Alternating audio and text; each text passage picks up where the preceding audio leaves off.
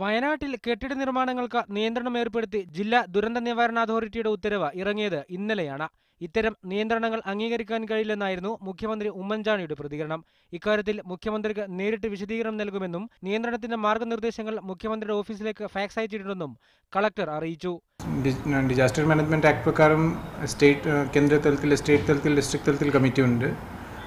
So ഇതിൽ ഞങ്ങൾ proceeding ബാക്കിയെല്ലാം ഇന്നലെ കൊടുത്തു. ബാക്കി എല്ലാ സ്ഥലത്തും ഞങ്ങൾ ഇന്നെ അയച്ചിട്ടുണ്ട്. CM ഞാൻ പേഴ്സണലി സംസാരിച്ചിട്ട് CMക്ക് ഇത് ബ്രീഫ് ചെയ്യാം. രാഷ്ട്രീയ പാർട്ടികളും പരിസ്ഥിതി പ്രവർത്തകരും നിയന്ത്രണത്തെ അനുകൂലിക്കുന്നുണ്ട്. എന്നാൽ ജനകീയ ചർച്ചകൾ ഇക്കാര്യത്തിൽ ഉണ്ടായില്ലെന്ന പ്രതിഷേധമാണ് ഇവർക്കുള്ളത്. എന്നാൽ ജില്ലാ വികസന സമിതി അടക്കമുള്ള യോഗങ്ങളിൽ ഇത്തരത്തിൽ ചർച്ചകൾ ഉണ്ടായിരുന്നുവെന്ന് കളക്ടർ പറഞ്ഞു.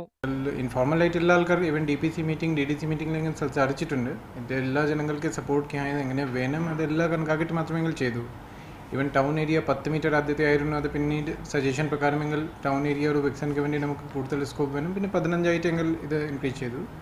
കൺസൾട്ടേഷൻ ഉണ്ടായിട്ടുണ്ട്. ഇതിൽ വേണമെങ്കിൽ നമുക്കൊരു ജില്ലാ തലത്തിലൊരു വർക്ക്ഷോപ്പ് സംഘടിപ്പിക്കാം.